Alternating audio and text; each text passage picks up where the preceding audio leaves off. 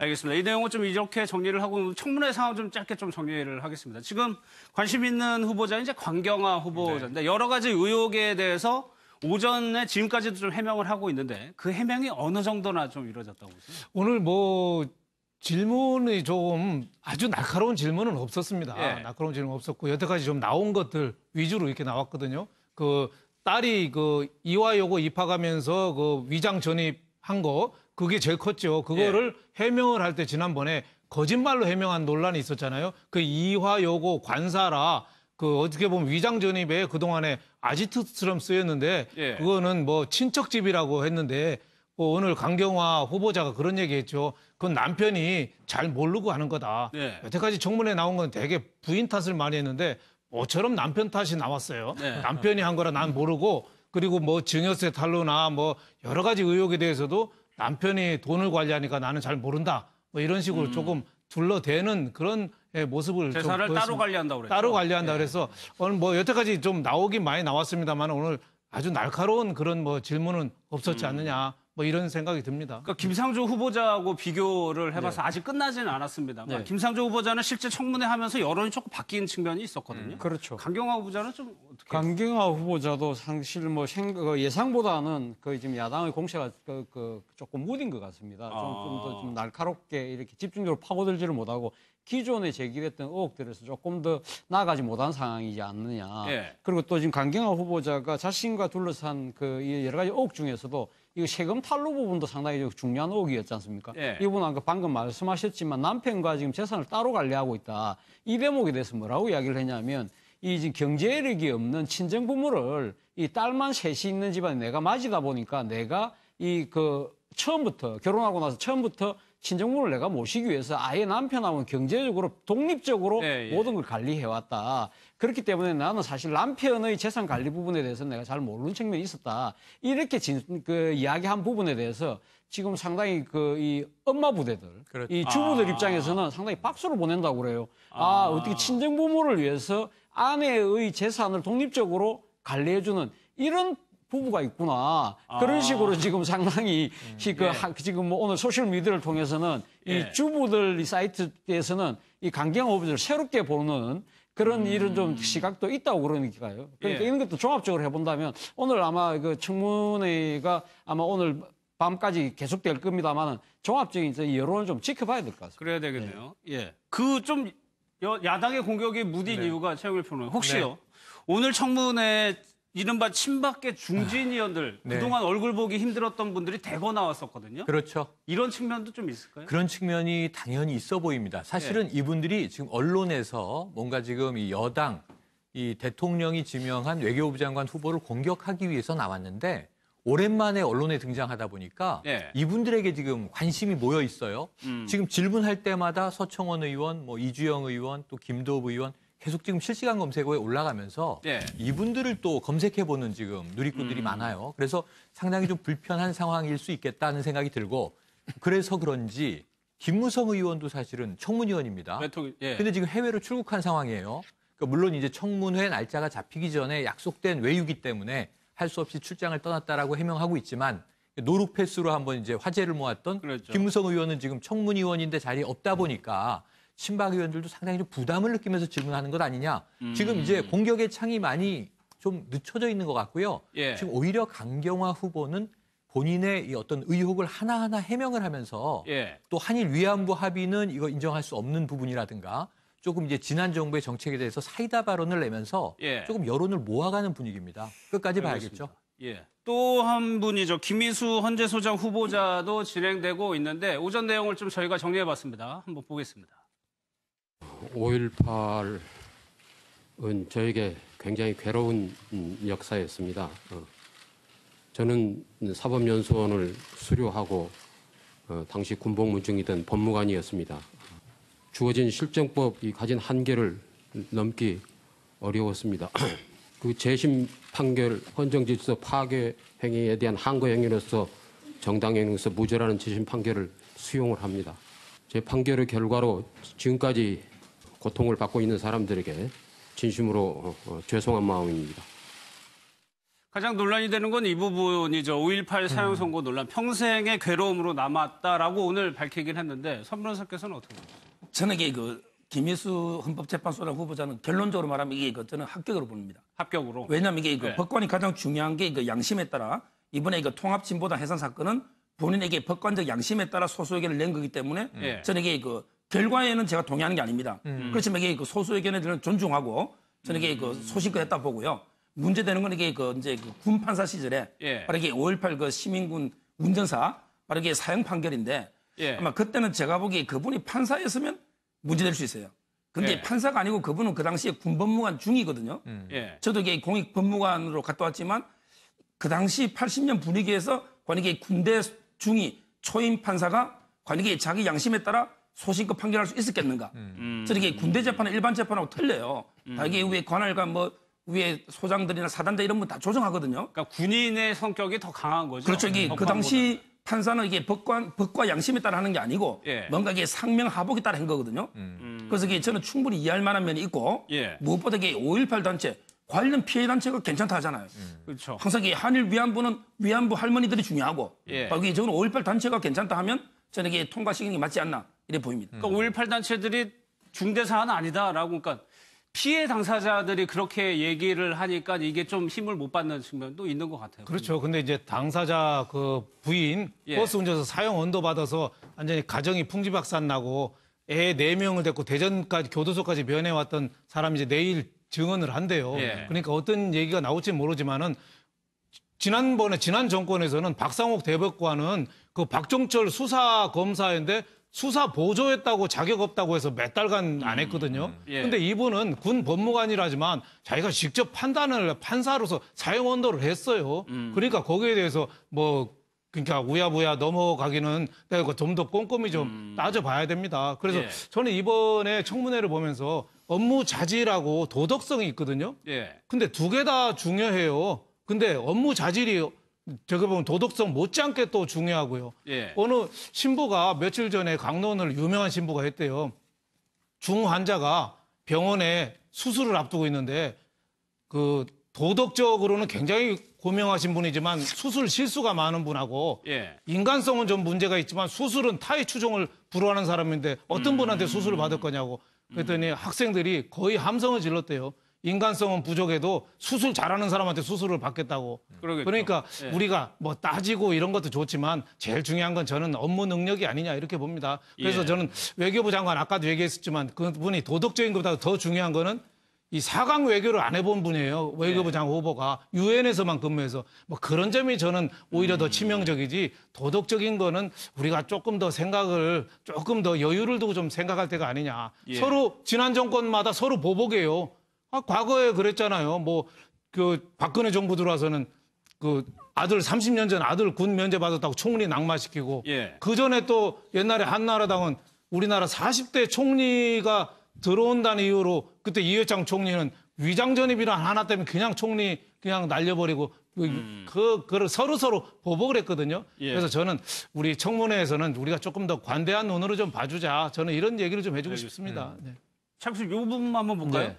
근데 교통법규를 너무 많이 어겼더라 이런 얘기들도 하던데요. 그렇죠. 지난번 그러니까 김희수 헌법재판소장 후보자가 헌법재판관 관련된 청문회 때도 사실 이 지금 상습적인 교통법 얘기가 위반을 나왔죠. 때문에 예. 상당히 논란이 됐었습니다. 근데 이 지금 헌법재판관 재직 기간 중에도 또 8건을 위반한 부분이 있기 때문에 이 부분에 있어서 그러니까 법률을 그러니까 지금 준수 여부를 판가름하는 그런 아주 중요한 위치에 있는 분이 실정법을 계속적으로 이렇게 위반을 한다. 예. 이런 아무리 좀 사소한 규정이라 하더라도 이런 준법 정신 문제에 있어서는 아마 청문회에서 좀 더 꼼꼼하게 따져볼 필요가 있지 않나 하는 생각이 듭니다. 알겠습니다. 그리고 또 본인이 직접 운전한 건지도 좀 한번 확인을 해봐야 네. 될 것 같습니다. 지금요 법무부에서 돈봉투 사건과 관련한 감찰 결과를 발표하고 있습니다. 한번 들어보겠습니다. 우선 감찰 진행 경과에 대해 간략히 말씀드리겠습니다. 2017년 5월 15일 언론 보도 이후 5월 17일 대통령 지시에 따라 법무부 감찰관실과 대검찰청 감찰본부는 합동감찰반을 편성하고 본격적인 감찰에 착수하였습니다.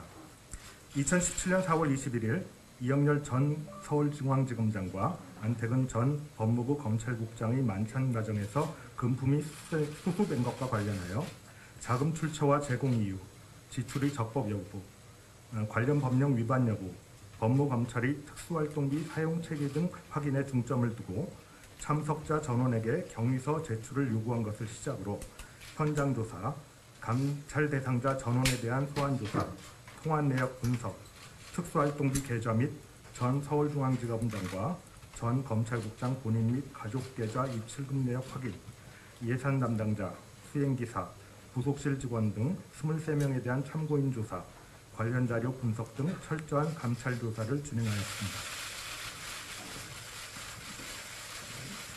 조사 결과 이 사건 만찬은 2017년 4월 20일 오전 이영렬 전 지검장이 안태근 전 국장에게 특별수사본부가 저녁 식사를 하기로 했다면서 시간이 되는 검찰국 과장들과 함께 참석할 것을 제의하고 안태근 전 국장이 이를 수락하여 이루어졌으며 안태근 전 국장이 4월 21일 오후 6시 40분경 저녁 식사 자리에서 서울중앙지검 특별수사본부의 차장검사, 부장검사에게 100만 원 또는 70만 원이 들어있는 봉투를 수사비 명목으로 지급한 후 이영렬 전 지검장도 법무부 검찰과장, 형사기획과장에게 각각 100만 원이 들어있는 봉투를 경력금 명목으로 지급하였고 참석자 10명의 식대 합계 95만 원은 식사가 진행되는 동안 서울중앙지검장의 수행기사가 서울중앙지검장의 업무추진비 카드로 결제한 것으로 확인되었습니다.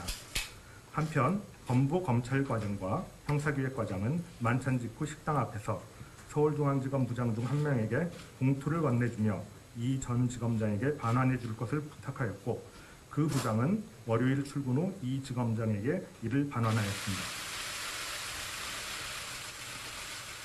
당시 주고받은 금원의 출처는 모두 특수활동비로 확인되었으며 이영렬 전 지검장이 사용한 특수활동비는 매월 대검으로부터 수령하는 예산으로서 특수수사부서 검사실 및 각 부과 수사활동비, 수시 수사지원비에 등에 집행하고 있습니다. 안태근 전 국장이 사용한 특수활동비는 검찰활동에 편성된 특수활동비 예산으로서 기획재정부에서 법무부에 배정한 검찰활동 관련 특수활동비는 전액 대검찰청으로 재배정되었다가 그중 일부 금액이 법무부에 배분되어 법무부 장관과 검찰국에서 집행하고 있습니다. 다음은 대상자별 비위 요지를 말씀드리겠습니다. 먼저 이영렬 전 서울중앙지검장은 2017년 4월 21일 있었던 서울중앙지검 특별수사본부 만찬 회식에 참석한 법무부 검찰과장과 형사기획과장에게 각각 100만 원이 들어있는 봉투를 경력금 명목으로 지급하고 1인당 9만 5천 원의 식사를 제공하여 두 사람에게 각각 합계 109만 5천 원의 금품 등을 제공함으로써 청탁금지법을 위반하였고 검찰과장과 형사기획과장이 서울중앙지검의 수사 등 특수활동을 실제 수행하는 사람이 아님에도 두 사람에게 특수활동비로 위 경력금을 지급하여 예산 집행 지침을 위반하였으며 검찰국장에게도 사교, 의뢰 목적으로 제공하는 음식물 제한 가액인 3만 원을 넘는 9만 5천 원의 음식물을 제공하여 청탁금지법을 위반하였고 위와 같이 만찬 회식 자리에서 금품 등을 제공하여 인사, 형사사건 감독 등 검찰 사무의 공정성에 대한 의심을 초래하는 등 부적절한 처신으로 검사로서의 품위를 손상하고 면전에서 이루어지는 부하 직원들이 부적절한 금품 수수를 제지하지 않고 방관함으로써 지휘 감독을 소홀히 하였습니다. 다만 모임 경위 및 성격, 제공된 금액 등을 종합해 볼 때 이영렬 전 지검장이 지급한 경력금을 뇌물이라고 보기는 어렵고 개인적인 이익을 위해 불법 영득의 이사를 가지고 횡령한 것으로 보기도 어렵다고 판단하였습니다. 안태근 전 검찰국장은 대상자 본인과 우병우 전 민정수석 사이의 통화 내역 관련 의혹이 제기되어 있는 상황에서 특별수사본부의 관련 수사가 종결된 지 나흘 만에 저녁 술자리를 가지고 나아가 특별수사본부 간부인 서울중앙지검 1차장 검사와 부장검사 5명에게 금품을 지급하여 특별수사본부 수사의 공정성에 대한 신뢰를 심히 훼손하는 등 부적절한 처신을 함으로써 검사로서의 품위를 손상하고 면전에서 이루어지는 부하 직원들이 부적절한 금품 수수를 제지하지 않고 방관함으로써 지휘 감독을 소홀히 하였습니다. 한편 합동감찰반은 관련자 소환 조사, 관련 사건 기록 및 통화 내역 분석 등을 통해 사실관계를 철저히 조사하고 뇌물죄 관련 판례 및 법리를 면밀히 검토하였으나 모의 및 경위 및 성격, 금품 제공 경위, 제공된 금액 등을 종합하여 볼 때 검찰국장이 금품 제공을 우병우 수사팀의 직무 수행에 대한 대가성이 있다고 보기는 어렵다고 판단하였고, 특수활동비를 수사비로 지급한 것은 사용 용도를 벗어나지 않으므로 횡령죄나 예산 집행 지침에 해당하지 않는다고 판단하였으며, 검찰국장은 직제 규정에 따른 법무부 장관의 위임에 따라 검찰 행정에 대한 일선검사 지휘감독권과 예산 집행 권한을 가지고 있어 특수활동비의 용도 범위 내에서 지급된 수사비는 청탁금지법상 상급 공직자 등이 주는 금품이거나 공공기관인 법무부가 법무부 소속인 검찰 공무원에게 주는 금품에 해당되므로 청탁금지법 위반이 아니라고 판단하였습니다. 서울중앙지검 1차장 검사와 부장검사 5명은 저녁 식사 자리에서 금품을 수수하는 등 직무 수행의 공정성에 오해를 불러일으킬 만한 처신을 하여 검사로서의 품위를 손상하였으며, 검찰과장과 형사기획과장은 비록 당일 이영렬 전 지검장에게 반환해 줄 것을 부탁하며 서울중앙지검 부장에게 경력금 봉투를 건네주었으나 금품을 수수한 사실을 소속 기관장에게 신고하지 않아 청탁금지법상 신고 의무를 위반하였고, 만찬 자리에서 금품을 수수하는 등 직무 수행의 공정성에 오해를 불러일으킬 만한 처신을 하여 검사로서의 법무부 합동감찰반에서요, 돈봉투 사건에 대해서 이제 진상조사 결과를 발표했는데 좀 정리를 해보겠습니다. 서정 변호사님, 이영렬 전 지검장하고 안태근 전 국장이 문제였는데 면직 권고를 받았어요. 그렇죠. 이게 정식으로는 아마 이게 검찰청 징계위원회 나중에 거쳐서 아마 면직이 될 거고요. 제가 보기에 뭐 예측된 결과지만 어떻게 보면 가장 중징계죠. 면직이라는 게 공무원 관계를 소멸시키는 거기 때문에 예를 들어 이게 뭐 면직이라는 게 의원 면직이 있고 징계 면직이 있고 직권 면직이 있는데 이게 징계 면직에 보통 파면 해임이 있거든요. 근데 파면은 안 돼요. 신분부장 때문에 탄핵이나. 따라서 이게 결국은 해임처럼 바로 이게 공무원 관계 검사 나가는 이제 옷 벗고 나가는 게 면직이기 때문에 이게 공고하면 실제 나중에 위원회에서도 아마 이게 그대로 이게 아마 면직으로 될 가능성이 많고요. 이건 이게 가장 중징계로 봐야 되고.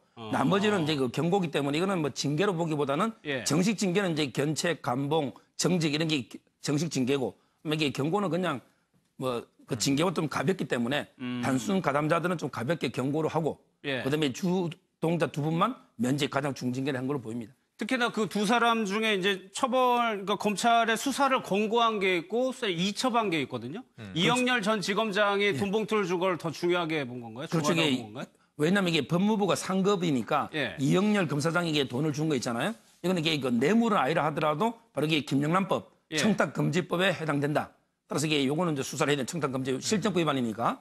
대신에 이게 법무부의 안택은 검찰국장이 준 거는 상급관청이 특수활동부 범위 내에서 준 거기 때문에 이거는 이게 횡령도 아니고 뇌물도 아니고 청탁금지법도 아닌, 이게 형사범죄는 아닌. 이렇게 보입니다. 알았습니다. 이 이후에는 이제 이영렬 전 지검장에 대해서 검찰 수사가 이어지겠네요.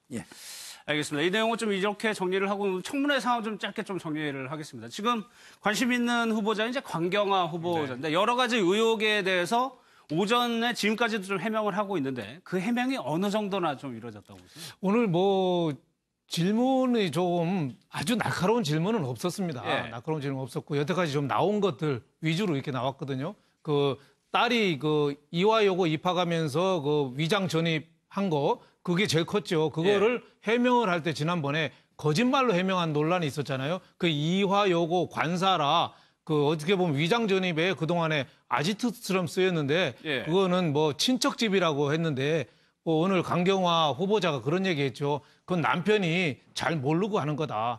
여태까지 청문회 나온 건 되게 부인 탓을 많이 했는데 모처럼 남편 탓이 나왔어요. 남편이 한 거라 난 모르고 그리고 뭐 증여세 탈루나 뭐 여러 가지 의혹에 대해서도 남편이 돈을 관리하니까 나는 잘 모른다. 뭐 이런 식으로 조금 둘러대는 그런 모습을 재산을 좀 따로 관리한다고 그랬죠. 따로 관리한다 그래서 오늘 뭐 여태까지 좀 나오긴 많이 나왔습니다만 오늘 아주 날카로운 그런 뭐 질문은 없었지 않느냐 뭐 이런 생각이 듭니다. 그러니까 김상조 후보자하고 비교를 해봐서 아직 끝나지는 않았습니다. 네. 김상조 후보자는 실제 청문회 하면서 여론이 조금 바뀐 측면이 있었거든요. 그렇죠. 강경화 후보자는 좀 어떻게? 강경화 후보자도 사실 뭐 예상보다는 거의 지금 야당의 공세가 조금 무딘 것 같습니다. 좀 더 좀 날카롭게 이렇게 집중적으로 파고들지를 못하고 기존에 제기됐던 의혹들에서 조금 더 나아가지 못한 상황이지 않느냐. 예. 그리고 또 지금 강경화 후보자가 자신과 둘러싼 이 여러 가지 의혹 중에서도 이거 세금 탈루 부분도 상당히 중요한 의혹이었지 않습니까? 예. 이분은 아까 방금 말씀하셨지만 남편과 지금 재산을 따로 관리하고 있다.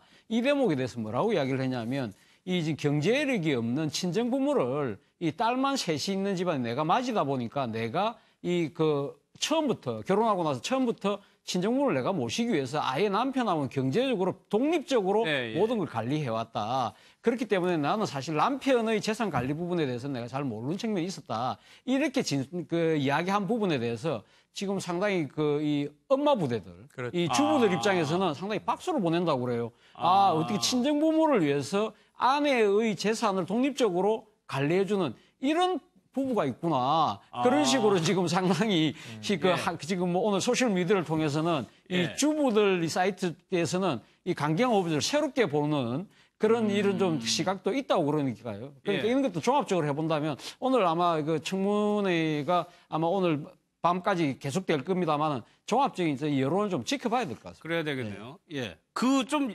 야당의 공격이 무딘 이유가 최영일 평론가 혹시요 오늘 청문회 이른바 친박계 중진위원들 그동안 얼굴 보기 힘들었던 분들이 대거 나왔었거든요. 그렇죠. 이런 측면도 좀 있을까요? 그런 측면이 당연히 있어 보입니다. 사실은 이분들이 지금 언론에서 뭔가 지금 이 여당, 이 대통령이 지명한 외교부 장관 후보를 공격하기 위해서 나왔는데 오랜만에 언론에 등장하다 보니까 이분들에게 지금 관심이 모여 있어요. 지금 질문할 때마다 서청원 의원, 뭐 이주영 의원, 또 김도읍 의원 계속 지금 실시간 검색어에 올라가면서 이분들을 또 검색해보는 지금 누리꾼들이 많아요. 그래서 상당히 좀 불편한 상황일 수 있겠다는 생각이 들고 그래서 그런지 김무성 의원도 사실은 청문위원입니다. 근데 지금 해외로 출국한 상황이에요. 그러니까 물론 이제 청문회 날짜가 잡히기 전에 약속된 외유기 때문에 할 수 없이 출장을 떠났다라고 해명하고 있지만 노루 패스로 한번 이제 화제를 모았던 김무성 의원은 지금 청문위원인데 자리에 없다 보니까 친박 의원들도 상당히 좀 부담을 느끼면서 질문하는 것 아니냐. 지금 이제 공격의 창이 많이 좀 늦춰져 있는 것 같고요. 지금 오히려 강경화 후보는 본인의 이 어떤 의혹을 하나하나 해명을 하면서 또 한일 위안부 합의는 이거 인정할 수 없는 부분이라든가 조금 이제 지난 정부의 정책에 대해서 사이다 발언을 내면서 조금 여론을 모아가는 분위기입니다. 끝까지 봐야겠죠. 또 한 분이죠. 김희수 헌재소장 후보자도 진행되고 있는데 오전 내용을 좀 저희가 정리해봤습니다. 한번 보겠습니다. 5.18은 저에게 굉장히 괴로운 역사였습니다. 저는 사법연수원을 수료하고 당시 군복무중이던 법무관이었습니다. 주어진 실정법이 가진 한계를 넘기 어려웠습니다. 그 재심 판결 헌정질서 파괴 행위에 대한 항거 행위로서 정당행위로서 무죄라는 재심 판결을 수용을 합니다. 제 판결의 결과로 지금까지 고통을 받고 있는 사람들에게 진심으로 죄송한 마음입니다. 가장 논란이 되는 건 이 부분이죠. 5.18 사형 선고 논란. 평생의 괴로움으로 남았다라고 오늘 밝히긴 했는데 선 변호사께서는 어떻게 보세요? 저는 이게 김희수 헌법재판소장 후보자는 결론적으로 말하면 이게 저는 합격으로 봅니다. 합격으로. 왜냐하면 이게 법관이 가장 중요한 게 양심에 따라 이번에 통합진보당 해산 사건은 본인에게 법관적 양심에 따라 소수 의견을 낸 거기 때문에 저는 이게 결과에는 제가 동의하는 게 아닙니다. 그렇지만 이게 소수 의견에 대한 존중하고 저는 이게 소신껏 했다 보고요. 문제되는 건 이게 이제 군 판사 시절에 바로 이게 5.18 시민군 운전사 바로 이게 사형 판결인데 아마 그때는 제가 보기에 그분이 판사였으면 문제될 수 있어요. 근데 판사가 아니고 그분은 그 당시에 군법무관 중이거든요. 저도 이게 공익법무관으로 갔다 왔지만 그 당시 80년 분위기에서 관이게 군대 중위 초임 판사가 관이게 자기 양심에 따라 소신껏 판결할 수 있었겠는가. 저는 이게 군대 재판은 일반 재판하고 틀려요. 다 이게 위에 관할과 위에 소장들이나 사단장 이런 분 다 조정하거든요. 그러니까 군인의 성격이 더 강한 거죠. 그렇죠. 이게 그 당시 판사는 이게 법과 양심에 따라 하는 게 아니고 뭔가 이게 상명하복에 따라 한 거거든요. 그래서 이게 저는 충분히 이해할 만한 면이 있고 무엇보다 이게 5.18 단체 관련 피해 단체가 괜찮다 하잖아요.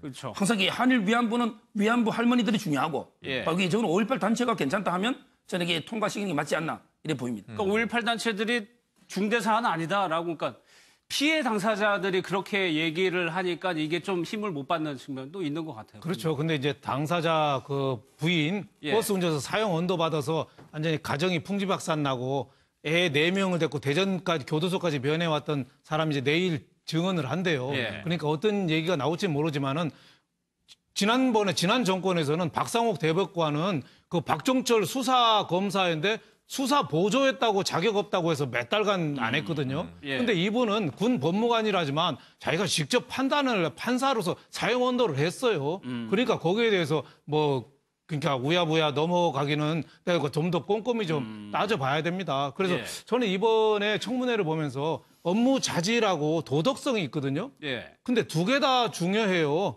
근데 업무 자질이 저거 보면 도덕성 못지않게 또 중요하고요. 예. 어느 신부가 며칠 전에 강론을 유명한 신부가 했대요. 중 환자가 병원에 수술을 앞두고 있는데 그 도덕적으로는 굉장히 고명하신 분이지만 수술 실수가 많은 분하고 예. 인간성은 좀 문제가 있지만 수술은 타의 추종을 불허하는 사람인데 어떤 분한테 수술을 받을 거냐고 그랬더니 학생들이 거의 함성을 질렀대요. 인간성은 부족해도 수술 잘하는 사람한테 수술을 받겠다고. 그러겠죠. 그러니까 예. 우리가 뭐 따지고 이런 것도 좋지만 제일 중요한 건 저는 업무 능력이 아니냐 이렇게 봅니다. 그래서 예. 저는 외교부 장관 아까도 얘기했었지만 그분이 도덕적인 것보다 더 중요한 거는 이 4강 외교를 안 해본 분이에요. 외교부 장관 후보가 유엔에서만 근무해서 뭐 그런 점이 저는 오히려 더 치명적이지 도덕적인 거는 우리가 조금 더 생각을 조금 더 여유를 두고 좀 생각할 때가 아니냐. 예. 서로 지난 정권마다 서로 보복해요. 과거에 그랬잖아요. 뭐 그 박근혜 정부 들어와서는 그 아들 30년 전 아들 군 면제 받았다고 총리 낙마시키고 예. 그 전에 또 옛날에 한나라당은 우리나라 40대 총리가 들어온다는 이유로 그때 이회창 총리는 위장전입이란 하나 때문에 그냥 총리 그냥 날려버리고 그 서로 보복을 했거든요. 예. 그래서 저는 우리 청문회에서는 우리가 조금 더 관대한 눈으로 좀 봐주자. 저는 이런 얘기를 좀 해주고 싶습니다. 네. 잠시 요 부분만 한번 볼까요? 네. 근데 교통법규를 너무 많이 어겼더라 이런 얘기들도 하던데요. 그렇죠. 지난번 그러니까 김희수 헌법재판소장 후보자가 헌법재판관 그 관련된 청문회 때도 사실 이 지금 상습적인 교통법 얘기가 위반 나왔죠. 때문에 예. 상당히 논란이 됐었습니다. 근데 이 지금 헌법재판관 재직 기간 중에도 또 8건을 위반한 부분이 있기 때문에 이 부분에 있어서 그러니까 법률을 그러니까 지금 준수 여부를 판가름하는 그런 아주 중요한 위치에 있는 분이 실정법을 계속적으로 이렇게 위반을 한다. 예. 이런 아무리 좀 사소한 규정이라 하더라도 이런 준법 정신 문제에 있어서는 아마 청문회에서 좀 더 꼼꼼하게 따져볼 필요가 있지 않나 하는 생각입니다. 알겠습니다. 그리고 또 본인이 직접 운전한 건지도 좀 한번 확인을 해봐야 네. 될 것 같습니다.